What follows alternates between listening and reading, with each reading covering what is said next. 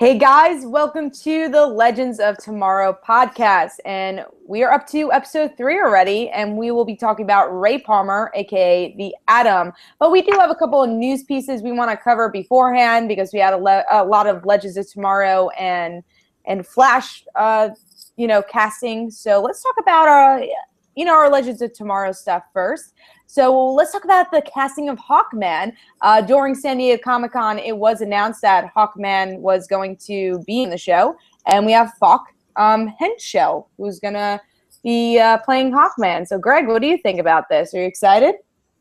Yeah, I mean, I can't say I'm especially enthusiastic about him because I don't remember his work. He's in a lot of movies that are kind of just like an afterthought for me. Like he's in Night and Day, he's in White House Down, he's in Transcendence, which I've only caught like part of on Movie Channel. So I'm not really familiar with his acting based on his look. I could definitely picture him being Hawkman, so that's obviously a positive. I totally agree. I have not seen a lot of his movies at all. I don't think I've seen any of them. And he doesn't have that many followers on Twitter, so I guess he's like a relatively new type actor. But his look is great. If you're going for a younger Hawkman, which I'm sure they are for the CW, I think he looks great and good casting. So I guess we'll go into the next casting, which is for Vandal Savage, which is our big bad for the season, which is going to be Casper Crump, another person. I do not know who he is, but he looks the part. So we're really excited about that. He looks exactly what I want Vandal Savage to look like. So Greg, have you seen anything from this actor?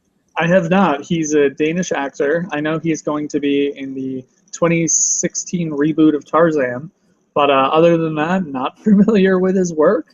However, like you said, he does look the part. It would have been cool if he, I mean, you can't really tell in the picture if he's a little bulkier, just like a wee bit bulkier, but he definitely has the look down when it comes to the face. Now it's just a matter of seeing his performance and whether he has a really strong presence. I'm also curious about the accent, what kind of accent Vandal Savage will have in the show.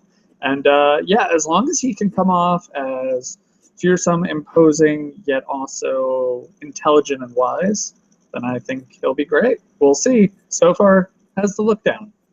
Yeah, it seems like this casting is pretty good. So let's get to the last casting, which is not for the Legends of Tomorrow TV show, but we wanted to add because, of course, Legends of Tomorrow is a spinoff of Flash and Arrow, and this is a huge casting that came out today. So for us, whenever you're watching this, when we're recording it, it came out today, and is a casting of Wally West. Now we had to look up the how to pronounce the actor's name. We wanted to get it right, but it is Kenan Lonsdale. So that's how you pronounce his name. It seems like, and I'm excited for this casting. Of course, the big thing is that he is a black actor instead of having the red hair. Going towards kind of the New 52, but honestly going towards the television show. Iris and her family are black, so it makes sense for Wally to be black also because they're part of the same family.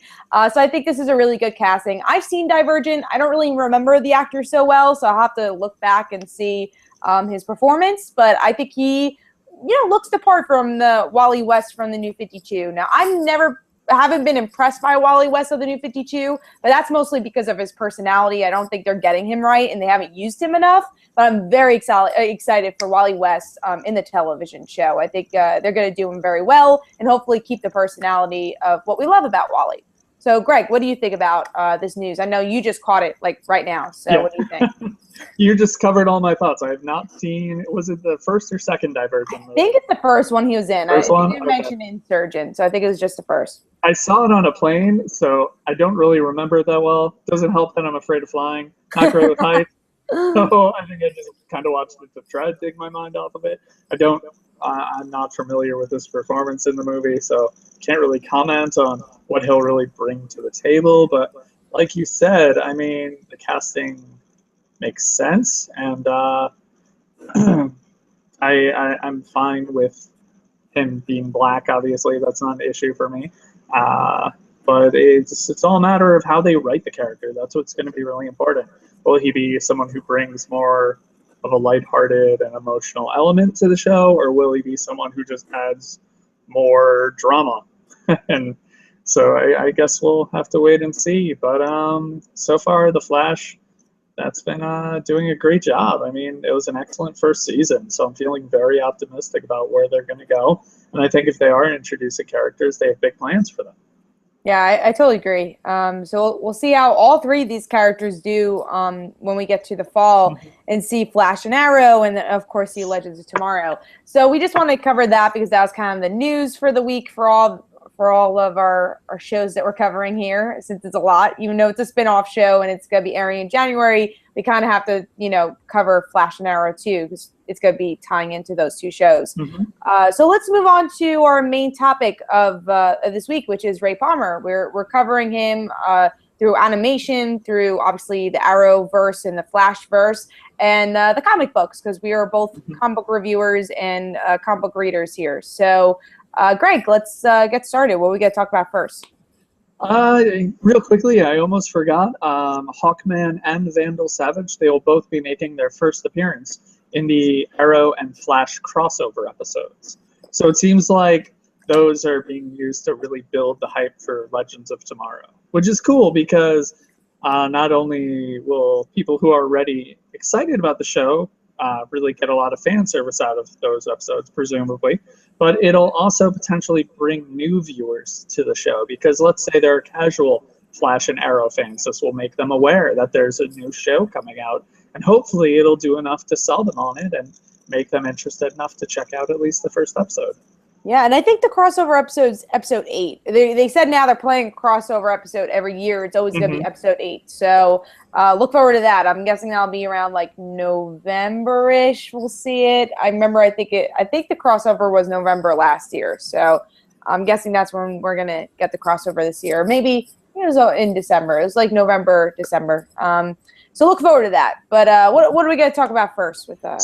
First up, let's discuss Brandon Routh's role as Ray Palmer, a.k.a. Adam, in the CW universe. I guess we could quickly go over what kind of role he's played in both shows, as well as what were some of his most memorable moments. So obviously, he made his debut in Arrow as kind of like Oliver's competition, basically.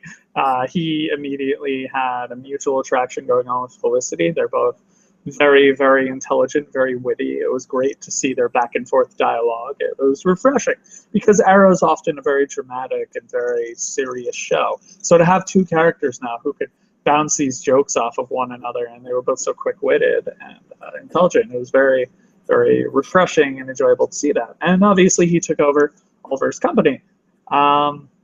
He also, I don't recall if it ever happened, but in the show it's called Starling City. Right. Instead of Star City. And when he made his debut, he wanted to change it to Star City. I don't remember if that ever happened, but he wanted to. Off screen, I guess, because I know next year they're going to be calling it Star City. So I guess he's like, hey, I came up with the idea, and now we're going to do it this coming year. So I don't know if it's going to be off screen or not, but they are going to do it. Well, that's good. Speaking of which, changes from the comic book to the TV show. I know Stephen Amell said on Twitter that he will never wear a goatee on the show. That makes sense, though. It's a live-action show. It kind of would look ridiculous if he had a goatee. Yeah, he claimed it didn't look good. He claimed he did not rock a goatee very well. So just letting everyone know that your hopes and dreams for a goatee, Stephen Amell, just crush them and get them over with. But anyway, back to Brandon.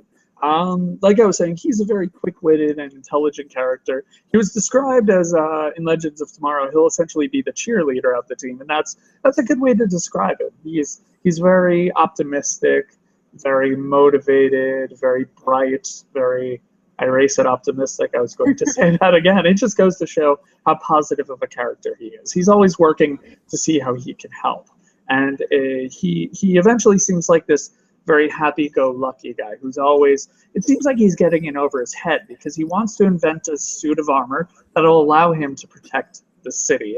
Because in these shows and in comic books, it's always about protecting the city or saving the city, or it's always about the city. So Ray Palmer, he wants to be a hero, just like Arrow. He builds a suit of armor, which, obviously some people said that draws parallels to Iron Man, and he did feel kind of like a more polite version of Iron Man at times because his suit of armor granted him flight.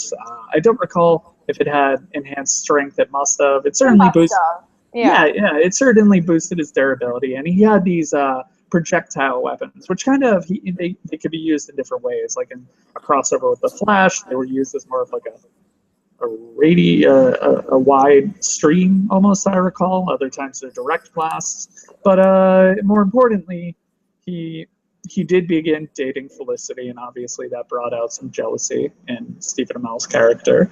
And he's a very tragic character. He's always smiling, he's always having fun, and he's always trying to be, like I said before, optimistic. He's very cheery, but he has a very sad story. The reason he's so motivated to help people is because the woman he loves was killed and he was unable to save her.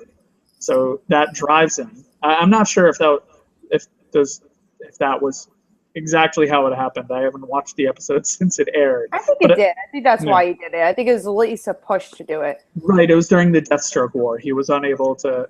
I just call it the Deathstroke War, but yeah, it was during Deathstroke's invasion of Starling City. I recall Ray Palmer was unable to save the woman he loves, and that was the way he finally revealed that to Felicity. I remember it being a very compelling and humanizing moment because Felicity views him as this guy who's just like oblivious of the dangers that could come with fighting evil. And he's a guy who has already suffered a great loss. And Yeah. he knows how dangerous it can be, and that's why he's so driven to try to prevent that from happening to someone else. So it was a very somber moment for the character. And even worse, obviously, he and Felicity eventually break up. so I believe he dropped the love word, and Felicity didn't say it back. Yeah, she's like, Yeah. So Brandon Routh is just this sweet, nice guy as Ray Palmer, very intelligent, always wants to help other people, always going out of his way to help others. And, you know, the woman he loves doesn't love him back. The woman he did love before was unfortunately killed. And now, you know, the woman he did love went off to the man she's loved the whole time, Stephen Amell. And obviously he's endured he's endured a lot, but he still keeps a smile on his face, and he still moves forward, and he still stays focused, and he's doing what he's doing. And that's kind of what I love about him. He's a big softie. He's a big smiley softie, and he's managed to stay enthusiastic despite all of this. And that's not something that could be said about a lot of Arrow's characters. that is for sure. All of them. Yeah.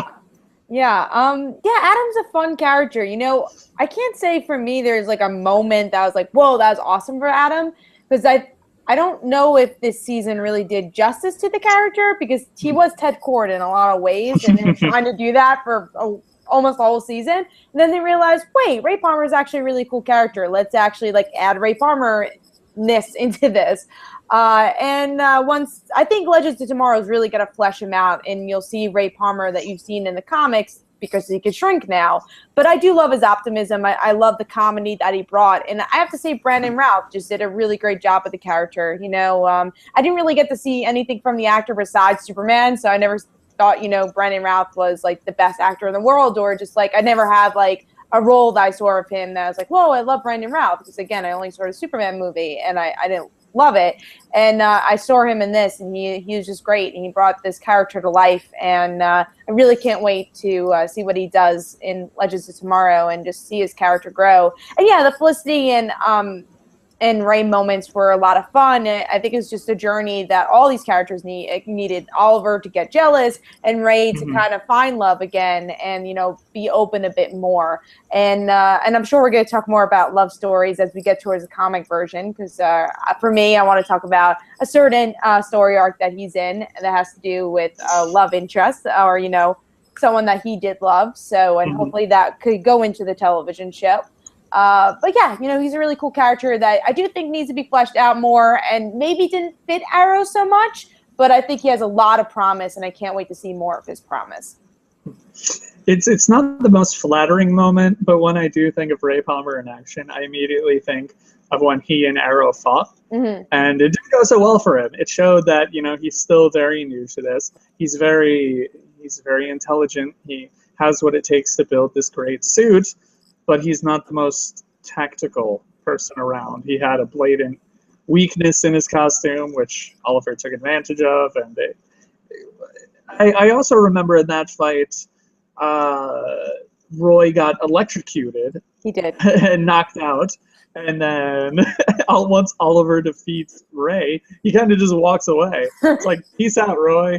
Like, You'll wake up Roy, eventually. You got electrocuted. There was a lot of moments like towards that portion of the season where a lot of things did not make sense, like action-wise. It's like, yeah, Roy gets electrocuted. Who cares? And I remember there was this like weird action scene that Roy had once. I was like, he's doing like a crouching tiger, hidden dragon moment where he was like flying, and it was so obvious that he had wires on him. So yeah, there were some moments that didn't make sense action-wise in that portion of the season. Yeah, there were 2 moments of Roy doing flips that were totally unnecessary. They looked awesome, but there were way more practical ways to approach that fight. But anyway, let's go back to Adam. So I'm wondering, what to you makes him a standout character and someone you would like to see more of? So for Adam, like more like what would make him stand out? To you, what makes him already a standout, memorable character? Mm-hmm.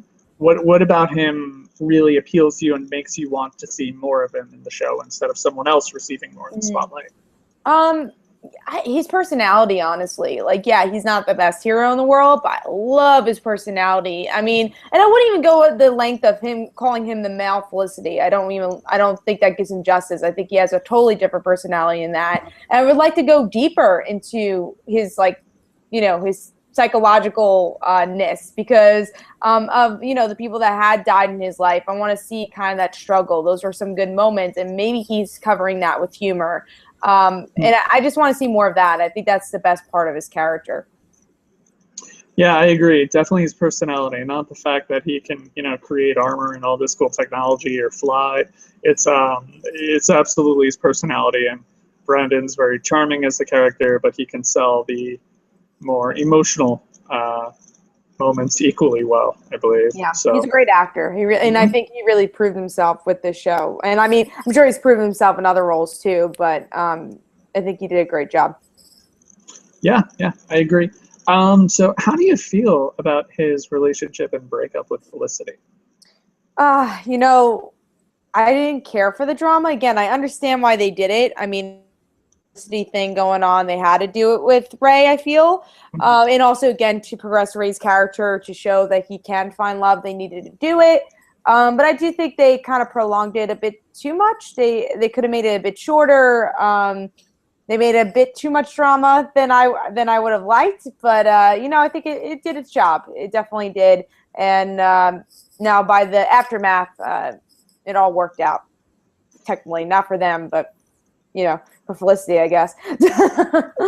Yeah, no, I agree. Sometimes you could tell when a relationship is there just to motivate another character or just to reach an obvious conclusion. In this case, I don't think anyone suspected that Adam and Felicity would become a couple forever and get married and live happily ever after. Everyone knew that. I assume most people were aware that, hey, this is going to make Oliver jealous and make him realize that that's who he loves, and that's going to motivate him to do something about it, or motivate Felicity as well. But the point is that, everyone knew that they're good together, but that's not going to last. But even though that was the obvious outcome and it was telegraphed many times, it did benefit both characters.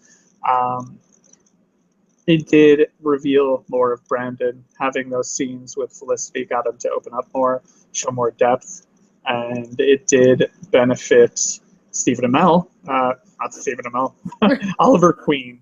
Stephen Amell's Oliver Queen, because that got him to finally say, you know what, I'm being silly, I'm going for it, I love her, this is worth it. Yeah.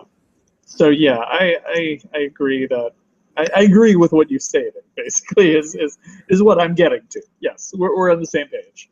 But moving forward, do you hope that he finds love soon, or would you rather see him stay focused and on, the various missions that'll be ahead of him?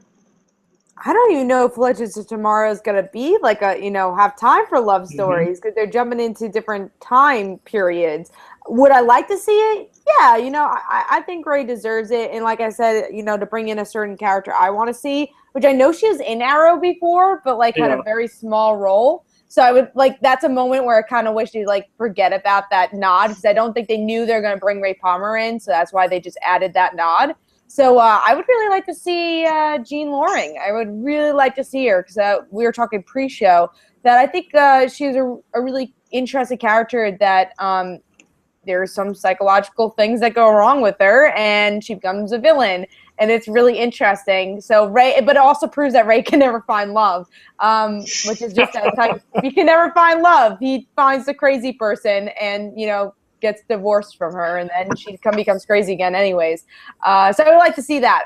If I want to see a love story, I want to see the non-love story with Jean. Yeah, I see that Jean was an Arrow. She was an attorney and friend of Moira Queen, and she never died. She's still alive. But maybe they could still have it work out by having Jean's daughter. Like if they have someone named Jen Loring or something, make it the same character, but just with a different first name. They could still do something interesting with that. But the point you made about they're going to be so busy going through different time periods and him deserving to find love, I agree with both of those. I would much rather see him not focus on a romantic subplot right now. I could see something like him finding White Canary attractive and being fascinated with her, and then White Canary is like, dude, we really don't have that much in common. Yeah, and I'm with Nyssa, so. That as well. That's an interesting question, whether or not they'll be together when she's resurrected. But that's going off on a totally different tangent. Yeah, I could see Ray thinking she's attractive and wondering if there's something there. It's like, dude, you're a great guy, but no, thank you. Maybe Hawkgirl and Adam. I could maybe see their personalities do well. But again, I don't know if I want to see love interest with so much going on, Which will be very awkward, because in the comics, Adam is really good friends with Hawkman. Yes, that's what I'm saying. Yeah, and then also Hawkman's standing right there. It would be a very. Yeah. I don't want a love triangle, but I want to see an interesting dynamic. On the CW, I due to their history of handling romantic subplots, I feel like a love triangle may become more frustrating than entertaining. Yeah. So I would rather see him focus on being a part of the team than I think he deserves love. I just think he needs to find himself. Yes. Be happy with himself. So cliche, but yes. I think he'll be a critical part of the team, and I would like to see that part thrive, and then eventually maybe let him find happiness. And don't make it dramatic or complex. Let him find someone he connects with who loves him for him, and he loves her for her. And yay, he's happy, and he's still being the Atom. And then maybe later we can get into what could go wrong with that, and we can discuss when we get to the comics why that could go wrong. How that could go totally wrong. Yeah. So one of the common criticisms of the handling of the character so far is that he's felt like a more polite version of Iron Man, or like you said, Ted Kord. So do you agree with that, or would you have liked to see more done with the character to make it feel unique? Or are you kind of okay with that because they were, building up the character and maybe saving his, standout moments for Legends of Tomorrow? Yeah, I think he was a copy of Ted Kord and Iron Man, especially Iron Man, with the whole Pepper Potts thing. It's like, here's my company, just like Pepper Potts. He looks exactly like Iron Man. He's, this billionaire guy. Personality-wise, he was a lot like Ted Kord. He has this funny type personality. But I think that, yes, that is leading into the real Ray Palmer. Do I think in the writer's room they said, hey, we couldn't use Ted Kord, let's use Ray instead? Yeah, but I think they've learned oh, wait, Ray's actually a really cool character. Let's dig into who Ray Palmer is. So I think the first season the third season of Arrow was kind of this hurdle they had to jump of who the hell Ray is. But I think they're finally finding themselves, and Legends Tomorrow will be a full realization of the character of Ray Palmer. So I'm not really scared of it, but I do agree with those, comments. Sure. Once again, we're on the same page. It is noticeable, but I don't mind it because of Brandon's performance. And I think given Arrow's tone, especially in season 3, it is beneficial. It does help balance things.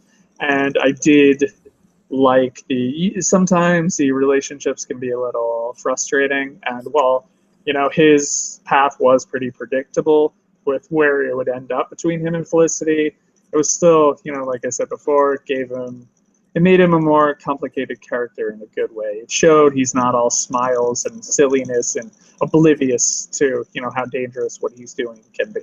So I'm cool that he was basically not Adam for a good amount of the time, but he is finally going to. I was going to say get shrinkage, but he is finally going to shrink in Legends of Tomorrow. We saw that in the first trailer. So I'm wondering, what are your hopes and dreams for the way this ability can be used in the show? I hope they don't go the Ant-Man route, because, I mean, Ant-Man just was released, and I'm afraid they're going to do the same things that Ant-Man did, because, I mean, that's such a possibility. I really don't know. And also, when I saw the trailer, I know it's they didn't even film the episode. I didn't love the way he moved really small. Looks sped up. Yeah, it was kind of weird, and I guess because, again, they might do do it better when the show airs, but I kind of hope they do that better. And I know it's just television; it's a television budget, and again, you compare it to Ant-Man, then that it had really with him being shrunk down. So yeah, I just hope they could find themselves with that and bring something to the table that hasn't been done already with other things that we've seen. Yeah, did you see Ant-Man? I did. I saw Ant-Man. Okay. It's not really a big spoiler. I've seen people write headlines about it, but in Ant-Man it is revealed that there are other dimensions that can be found by shrinking, farther and farther down. So I hope in Legends of Tomorrow that's not something that's used just yet. I don't really need him to shrink into another dimension, but having him just shrink and then use the flight would be neat. That could be he could be used to infiltrate places that the others cannot, or sneak into a place, get something, get out. But what I would love to see is in the comics, he often dials, which will be tough because there aren't many landlines anymore for phones. But he dials a number and he jumps into the phone and he's able to pop out the other end. That would be now if he could discover using that, which would make sense because he's big on technology. But at the same rate, not a lot of landlines like that. Would that work with a cell phone? I'm not certain. They could try figuring it out. He can fly now, so maybe. I don't know. I honestly don't know if that was ever shown in the comics, if he did that with the cell phone. Every instance I think of, it was a phone connected. It was like a home phone. Yeah, because they used it more in the pre-New 52. He's not even really in the New 52, so I guess that's kind of a reason too, because cell phones have been developing over the years, and since he's been used, they haven't really... he didn't really have, I think he did have a series when the New 52 launched, I think. Don't quote me on that. But it was very short-lived. So, yeah, I don't know. It'd be interesting to discover if they could do that with cell phones. Probably not, though. So, speaking of what he can do in the comics, let's go over some of his history in the comics. So, obviously, his name is Ray Palmer. We've established that. And the reason he can shrink is he found... I believe it was a meteor. It was the mass of it was part of a white dwarf star, and he utilizes that he first uses a lens, I believe, to try to shrink objects, and he can, but they also become unstable and explode. So later on, they're trapped. He and some others, including his girlfriend, who you mentioned before, Jean, they're trapped. I believe it was a cave, and he risks his life to save them. He shrinks, thinking that he'll explode, and he digs his way. He finds a way to escape, and then he doesn't explode, and he thinks it may be because the lens got. I believe it was like dust from the cave on it or something. But eventually, he's able to build different suits and shrink. So he never. As far as I recall, he didn't ever use like an armor with a jetpack. He built a suit that he could shrink in and out of, and there were different ways. Like he could shrink, and that automatically puts him in the suit, or he can go back to his normal size, and then he's back in his civilian clothing. He did that a lot. He was eventually it was a unanimous vote. He was voted into the Justice League of America. And I believe that was, let me just double check on the issue, just so people know which ones they could read. It was Justice League of America number 14. It was a hilarious cover.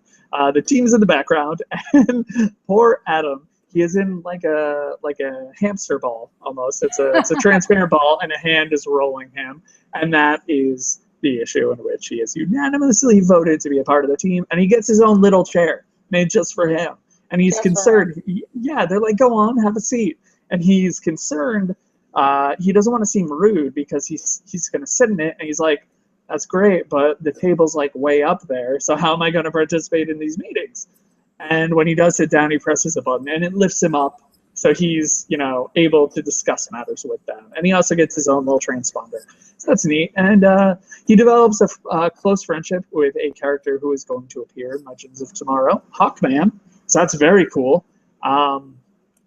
Comics I read that I remember, and I've read recently just for this, Hawkman number 8 and Hawkman number 32.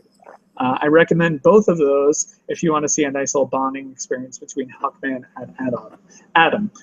In Hawkman number 8, it shows more of their friendship, and they basically meet for lunch or dinner. I don't recall which meal it was, but it was a fancy meal. And they're talking about life, and Hawkman is discussing his issues with the new Hawk Girl. So again, another character that ties into Legends of Tomorrow. Everything's connected. Yeah. Okay, Marvel. But yeah, so that was a more character-driven comic instead of being like explosive and action-packed. It's a nice heart-to-heart between them, far more relatable. And then it's written by Jeff Johns as well. Not sure if anyone's familiar with him. Kind of a big deal over at DC. Just kind of. And also is like the head of all these TV stuff, no big deal. Yeah, just a little guy who does a few things over at DC. And then Hawkman 32, which was made by Justin Gray and Jimmy Palmiotti. That's a more action-packed adventure with the two. They go to, I believe it was Antarctica. And it's a really out there story. It's a spaceship that crash landed. Nazis worked with them in World War II, and then the Allied forces attacked the Nazis, and the aliens were trapped in their spaceship. And Adam and Hawkman go there, and they stumble upon this, and it just so happens to be right before these aliens are going to free their ship and take over the Earth. So Adam and Hawkman, spoiler alert, they obviously save the planet by defeating these aliens. And it's a fun team up. There's a lot of silly exposition, and it's out there. I mean, you have aliens wearing swastikas, and an alliance with Nazis. It's very weird but funny and fun. So and there's some good bonding between the two in that as well. And if people are going to read an upcoming event, which you are going to discuss very shortly, yes, I recommend reading Sword of the Atom first. It was a very short miniseries. There's also a DC animated short. It was broken up into 4 chapters, but never completed. It kind of simplifies the story and shows you some of it. But there's obviously a lot of Atom appearances where he's happily married and everything, but this goes into the downfall of Ray Palmer's marriage. His wife is cheating on him, and he stumbles upon it, and then he escapes to South America to clear his head, and also find the white dwarf, the piece of the white dwarf to study it. I believe it was to study it. I don't recall exactly. Pretty certain it was. But and he stumbles upon a problem because the people there who were paid to fly him over the area so he could detect where it is, they realize they're flying too close to they're basically drug cartel people. There's like a cocaine field or a cocaine factory. I don't know how cocaine is. It's probably a good thing. I don't know this. There's an area, yes, where they are gathering cocaine. I will just say that, and producing cocaine. And they purposely try to take Adam out, and the plane crashes. And due to the crash, and while that's crashing, he's struck by lightning. Go figure. It disables his ability to go back to his regular size. During the struggle, he shrinks, tries to fight them, struck by lightning because why not? Stuck in that small mode. And he discovers a small village of people who are the same size. And there's this fun story of him kind of saving the day and wanting to live there for a while, and eventually he comes back to the real world. But I think it's only 4 issues. There's probably a trade for it, if not Comixology. I mean, it's It's noticeably dated in some areas, but it's still fun. And if you're interested in his relationship and seeing why it didn't go well, that's critical. And following that, another story we recommend. I know you're a big fan of it, so I will let you take over at this point. Yeah, so one of my favorite comic story arcs is Identity Crisis, and this is a / Jean story. So Identity Crisis is about the death of Sue Dibney, who is Ralph Dibney's wife, who's a elongated man. He's like a B-list superhero, but Sue is, you know, a beloved person in the Justice League. She was always in Watchtower, and obviously everyone cares for elongated man, and they want to find out who killed her. And the whole book is about the mystery of who the hell killed Sue and who has the motive to kill Sue. So they're going along.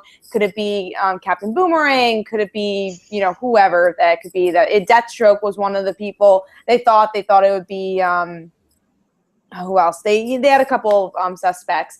Dr. Light's a big part. Yes. Dr. Light. For some reason, I couldn't think of his name. Dr. Light was a huge part of that, discovering exactly what happened in the past with him and the Justice League. But yeah, so they're exploring, you know, who did this, and, you know, people are getting closer to their secret identities, and obviously that's their weak point. And we find out the person who killed Sue by accident was Jean, to get closer to Ray, because they were divorced for a while, and Ray gets closer to Jean when, you know, everyone's finding out the loved ones are being attacked. And of course Ray's scared that Jean would be attacked because their identity's known to the world. And so Jean's just crazy enough to kill Sue, but it's kind of an accident, kind of not. And it's a huge story for Ray, because after this, you know, Jean goes crazy. She goes to Arkham and then turns into Eclipso, and then ends up dying and being a Black Lantern. Mm-hmm. So we get to see all that, but then Adam goes crazy after because of all this that has happened. So everyone goes crazy. It's an awesome arc, in my opinion. I know there's some people that don't love it, but I love it, and it's a great story for Adam. Jean is a really cool character to explore, maybe in the show, to kind of go see the psychological portion of both these characters. Mm-hmm. No, go on. Oh, no, I was going to say I agree. I also enjoyed that event.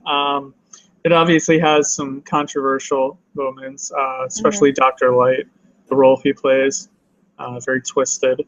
But, it's a very twisted book. It's a very psychological murder mystery, but it's really well written, in my opinion. And if you like murder mysteries, and if you like mysteries in general, it kind of follows that, you know, detective story. I thought you were saying, if you like murder. If you like murder, read this. Dexter fans, listen up.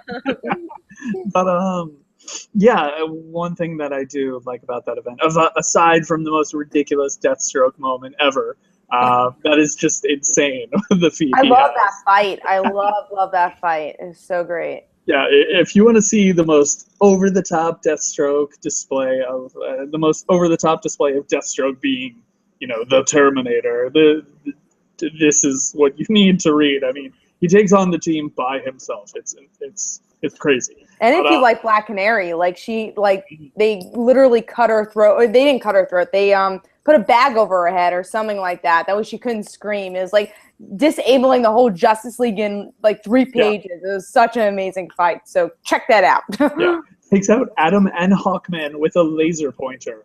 But yeah, what I really like about that event is just how human it is, because these characters are always these heroes.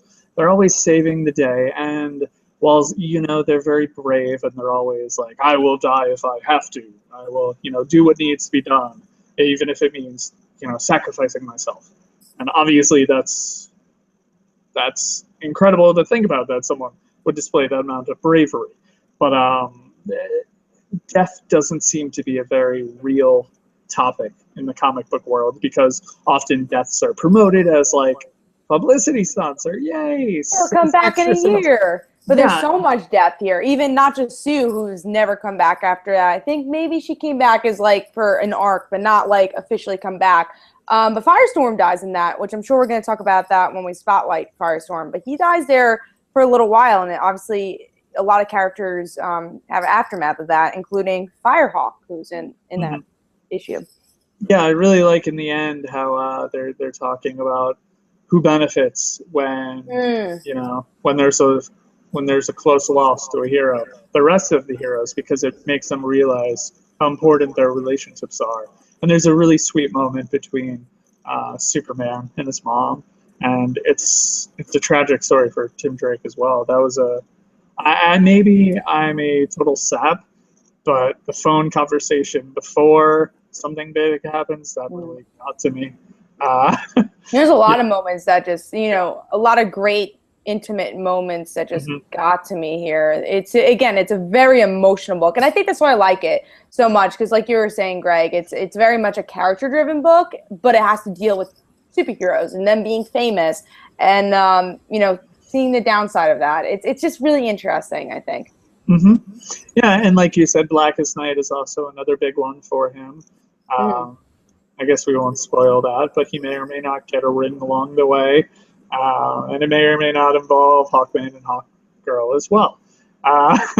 Yeah, and also current book, if you want to read Convergence, he did have a 2-issue series, and Ryan Cho's in it, and he's the second Atom. So we both agree that we don't know much about Ryan Cho, so we can't say much about him, but he's in there. And I personally didn't love the Convergence Atom book, but it's there if you want to read it. How is that handled? Because it's a return of a more classic Ray Palmer in that situation. Yeah, right? It was a more classic Ray. I remember that he kind of had his powers, even though the dome was over him. But I think he was just going crazy, if I remember correctly. I don't think he thought he had his powers, but he didn't actually have them. I didn't read the second issue. I only read the first one of that. I thought it was a bit high weird. Praise. High praise. Strong recommendation. Strong recommendation of the weird Convergence Atom. But Ryan's in there, so if you like him, I remember that was the cliffhanger for the first issue. Can't tell you what happened the second. So for comic recommendations, you recommend Identity Crisis, very much so. Yes. I recommend Sword of the Atom. If you're looking for something fun and very old school and important for Atom, Justice League of America number 14, and also Hawkman number 8 and Hawkman number 32. Those two should be especially fun, given the fact that both of them are about to appear in Legends of Tomorrow. So hopefully they'll really build on that dynamic, and it would be really cool to see Brandon Routh get another friend, because his brief team up with Cisco, was fun. It was such there was so much happy content in there. It was fun. Can you say that with any moment with Cisco? Because he teams up with Laurel for a second, and that's fun too. Everyone, Wells, anything he teams up with, is just so much fun. I'm not even going to go on a tantient about Cisco's role in The Flash and how it broke my heart, even though I know it wasn't permanent at the time. Oh, when I saw that, I was like, my mouth was open. Totally broke my heart. I was like, there's no way this is going to stick, but wow, I really feel this right now. Yeah. Anyway, the brief tangent, we obviously really enjoyed The Flash and Arrow over here. That's why we're talking about all these shows and why we're excited for Legends tomorrow. So those are our comic recommendations. And now Ray Palmer also appeared in several animated projects. He was in Justice League, Batman Brave and the Bold. I almost said Brave and the Mold. That sounds like a very boring story. That's a parody show. It's like the next Teen Titans Go. It'll be Batman Brave in the Mold. And he was also in the latest DC animated feature, Justice League Gods and Monsters. He did not play a big role. Which is great. Yeah, very good movie. Does not go well for him, but he's in there. And he used Pym Particles. Pym Particles, what? He used the Marvel Pym Particles. Pym Particles. He crossed over into the 616 universe, stole Pym Particles, and then used them. Did we tell you that he's going to be actually in Marvel Civil War? Registration or not. Yeah, Paul Rudd has been cast aside. Brandon Routh is going in there. Wow, I saw Ant-Man this week, so apologies for that slip-up. Please don't hate me forever for that one. I'll try to make it up to you. But yeah, in the movie, he does shrink horses to show that his technology works. And it's adorable for only a short period of time. Then it gets very short period of time, but it's a really good scene. I literally recommend you watch the whole movie just to see that scene. Not really, just watch the whole movie just for the movie, but I watched the movie, and it's just kind of like a side bonus that Ray Palmer is briefly in there, so that's there's cool. a lot of cameos. So if you guys like scientists of the DC universe, they're all there, and Bumblebee's there too. It's so fun that movie. Well, it's fun and great. So if you like Bruce Timm, just watch it. Oh yeah, for sure. And then I know he got a name drop in Justice League, but I know in Justice League Unlimited, I remember he had an episode of where he teamed up with Lex Luthor to help battle Mazo. Pretty sure that's right. I'm pretty certain. I know for a fact he teamed up with Lex Luthor. He was trapped in there to try to help Lex Luthor. Well, they eventually help each other. And I'm pretty certain the villain was a Mazo in that case, because Lex Luthor, pretty certain Lex created a Mazo, and then it turned on him. So yeah, I haven't watched the episode recently, but I do remember really enjoying that one. Yeah, and also he was in Young Justice for like a quick second. Like I think it was more of a reference thing, but like he didn't play a big part. Maybe he was in one episode.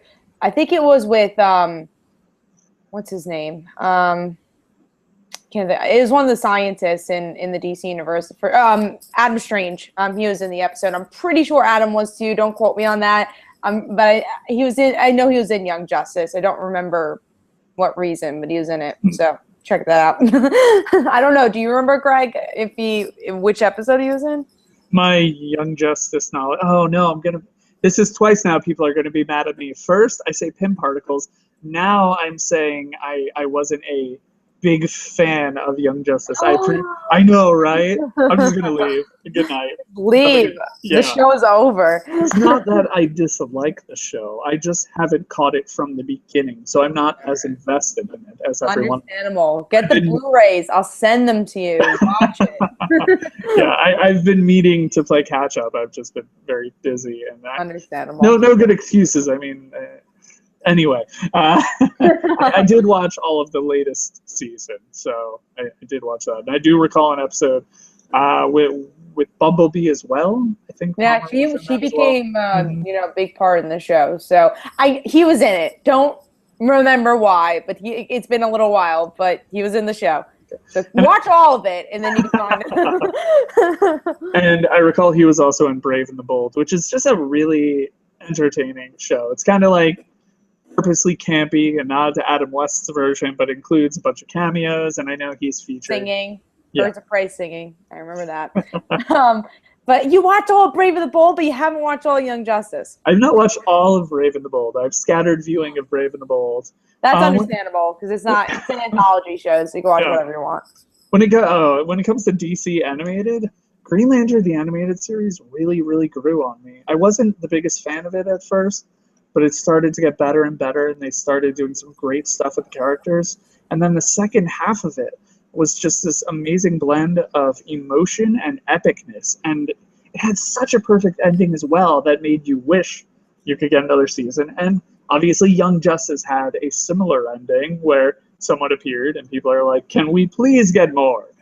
And no one gave us more, which is so disappointing. But I feel like one day we'll get more of both. It's just like a matter of time. Maybe not cartoon, maybe not show-wise, but I feel like comic books, maybe. I don't know. I'm just a huge Young Justice fan, so I want to see it back. But side tangent, that was our side tangent of, the third side tangent of the show. So that's his animated appearances, just some of them.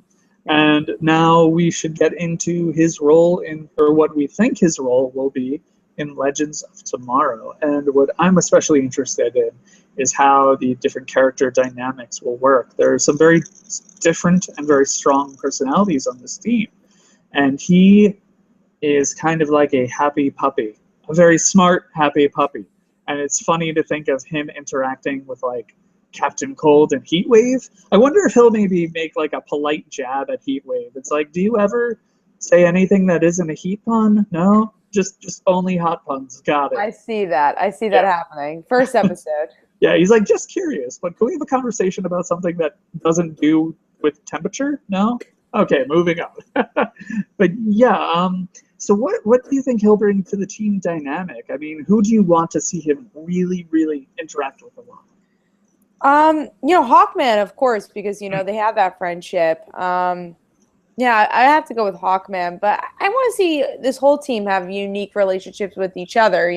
Obviously it's going to take a while to grow because you have some weird people on this team. You have one half of Firestorm. We don't know if Robbie Amell will be in the show. They haven't said anything. I feel like he's going to be, but they're going to keep it a surprise.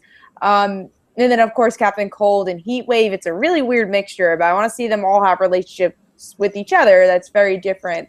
And I see that with Ray. I feel like Ray's got to get along with a lot of people because it's just his personality. And yeah, I'm excited to see where his character is going to go in this new show. I think it's just going to make his character grow even more. And like I said before, I think we're going to see more of Ray Palmer of the comics than we did in the previous season of Arrow where he was introduced. Yeah, Hawkeye. Hawkeye. Wow. Marvel. Okay. Let's clarify something. It is currently 11:30 p.m. Yes. Coast. I may be a little tired tonight. I haven't had coffee in a while. I meant Hawkman. I'm on strike. No, that's strike 3. First was Spin Particles, then was admitting that I haven't watched all of Young Justice, and I don't absolutely love it like everyone else because, to be fair, I haven't seen all of the first season, and I need that to really get that strong connection. And the third now, I accidentally said Hawkeye instead of Hawkman. So these are big ones too, not small ones. Yeah. Adam pun. That is Adam pun. Let's just end the show now. Good night, everyone. No, yeah, like you said, Hawkman. They're really good friends in the comics, so I would like to see that happen. On the small screen as well. Pun not intended, obviously. TV, small screen. But I would really like to see that. I would also like to see, like I said before, him interacting with Captain Cold and Heatwave, because I think he is a gullible and optimistic guy, and they are very cunning and mean-spirited at times. So I would like to see how, I can imagine them kind of picking on him, but in a more humorous way. And hopefully, eventually, Brandon will get the better of them as well. I'd like to see him one-up them, make fun of them, or Yeah, of course. Yeah, it would be nice to see them be the butt of a joke. So I'd like to see how that will work. Obviously, I'm curious to see how he'll interact with White Canary. They have very different personalities. I imagine they'll have different outlooks about how to approach certain missions. So that'll bring about some interesting dynamics. But yeah, another thing we should discuss is how will he benefit the team? Because obviously people are bringing different advantages to the table. He can shrink. That's one. I think how smart he is gonna bring advantage, and also it'll be interesting to see how the other half of Firestorm is gonna react to him because they're both scientists. So that'd be cool. Dr. Stein. I can see those two being used for a lot of technobabble talk.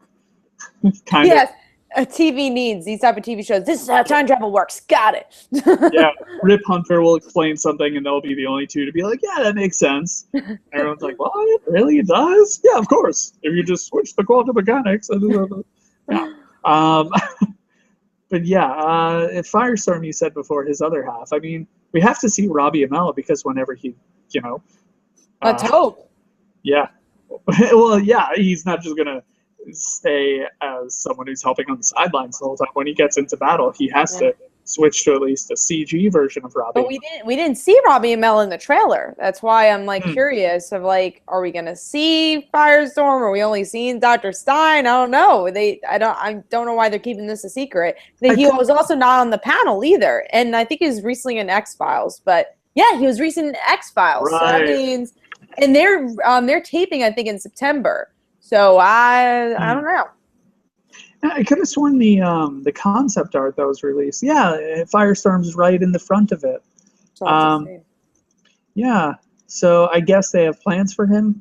Maybe Robbie Amell appearing and talking will be limited, very limited due to his schedule now. But I imagine we'll at least see a CG version of Robbie Amell as he flies around and gets into battle and assists that way. Yeah, it's like, oh, off screen on Firestorm now. Where's Robbie? We don't know. But yeah, like you said, I would like to believe that they'll really incorporate Adam's shrinking ability a lot, and hopefully in a non-repetitive way. I mean, it better not be like, there's a room we can't get into. You're up, Adam. Like, it sneaks under the door, opens the door for them. His only job, and then he sits on the sidelines like, I can't really fight. All right. Yeah. Hopefully they'll put that to good use where, when he's small, he retains his strength so he can jump up and hit people. And that's so, that is so Ant-Man. So I'm just like, oh, so that's the Well, he can zap people with his projectiles while he's down there. So that's like Bumblebee and Wasp is like you have little. But yeah, I think I at least hope that this will inspire directors to use him creatively, come up with some really cool shots, even if it's just something as simple as him, shrinking and going through part of a building to, sneak into a room. There's a lot of potential there for how that could be handled, and it can make the show feel a little more, creative. And that's something Flash does well. There's almost always a slow motion shot, and those are usually, you'd think they'd be repetitive, but they find ways to make them exciting. Mm-hmm. And I'm sure there will be a lot of really cool jaw-dropping shots in this show, but I really hope they reserve at least a handful for Adam. I mean, like we were talking about before with the telephones, that would be a cool way to make him a unique part of the team. But I hope they utilize it. I think they would. I think they will. We'll see, though. It would also be neat if he kind of consulted with the others about their technology. Like, I wonder if he could bring any improvements to Captain Cold and Heatwave's technology, their gear, or even help White Canary with new weapons. She would probably shrug them off, though. She's like, please, I don't need an advantage like that. I can fight. And that'll be a fun scene. You see that, them butting heads. Yeah, and if there is Nith Metal with Hawkgirl and Hawkman, I wonder if that'll, be fascinating to him, and he'll see if he can study it and develop anything with that. Yeah, I think that'd be cool also. Yeah, just a lot of possibilities with Adam. If they go, saying, hey, this is the Adam, this is Ray Palmer, let's actually do this now. Yeah, it would be cool they should really, really embrace the comic book mythos at this point. Like, don't be afraid to go big or go home, Flash has done it. We had a telepathic gorilla in the first season. So a shrinking dude who can, go through telephones or fly around while he's smaller and do some really cool stuff with that. I mean, it's not really out there. I mean, we just had a ninja guy take a dip in a healing pool, so it's not that weird. They can definitely, have a lot of fun with that, and we both hope that they really, really do. Yeah. As for his role on the team, do you want him to eventually mature and step into the leadership role, or would you rather see him serve as essentially, like they called him before, as like a cheerleader, someone who stays motivated and tries to inspire the others to keep fighting? And the world is banking on them. Come on, guys. Yeah, I say start as a cheerleader and then become leader. I think that'd be good development to his characters. I think he could be a leader. Looking at the other characters, I think he's the most, the one that makes most sense to be a leader. As we were saying, I think Sarah, we are saying in episode 0, we all said that we think Sarah would be a good leader at first, but maybe Sarah being the first leader and then Adam kind of taking that place would be cool. Yeah, I for like the gazillionth time, I agree with you. I agree that right now, him just as the cheerleader, supporting the team, trying to keep morale high and motivate everyone to do the right thing. I would like to see him do that. And eventually, I mean, he is the biggest name on the team aside from Sarah. I think he has the best balance. He's smart, he's tactical, he can help with the technology, he can keep people motivated, and he'll obviously be a key player when it comes to the battle with Vandal Savage, or Vandal Savage's forces. I assume we won't see a fight with Vandal Savage for quite some time. I don't know, because supposedly it was announced that this is it's going to be different heroes every season if this the show works out. I think it's going to be this season will be this team and then another team next season. That's what I heard at least. So I don't know if they're going to go with that, but so I guess this season will only be Vandal Savage and then we'll do something else. Huh. I was unaware of that. That's interesting if that does happen. But yeah, so I think it's safe to say we would both like to see Adam remain who he is, but try to stay focused on being a better hero, and then eventually that'll give him what he needs to really step up and take a leadership position. Yeah. So now for the most important question of them all. Now that he's had more time in the suit, and now that we know he can shrink down to a few inches and fly around, how do you think a rematch with Arrow would go down? Oh, man. I still think he would lose. Somehow, even though he could shrink, I think Oliver has had some more training. Or I'd go like the Arrow Flash route where we don't know who wins type thing. And I don't even know if we would see it. If, obviously I don't think we would. But if it had to happen, Oliver, I think, would win. Yeah, unfortunately, I agree with you. I think Oliver is...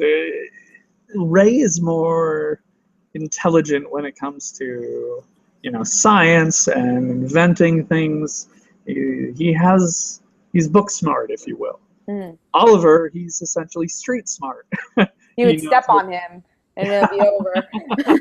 He knows he's done what it takes to survive, and he knows how to survive in dire situations, and that's made him more alert of his surroundings and how to act when his life is in danger. And I think because of that, even though he's not sporting nearly as advanced technology, I think he would eventually be able to defeat Ray. I think maybe we could see the return of a boxing glove Arrow, and it would just knock out a miniature Ray. I mean, I see that happening. It doesn't make sense since that was in I almost said Catman, which is a DC character, so that's fine. Yeah. Wildcats boxing ring in that area, but maybe he loved the idea so much he has one in there just as a joke to use one day.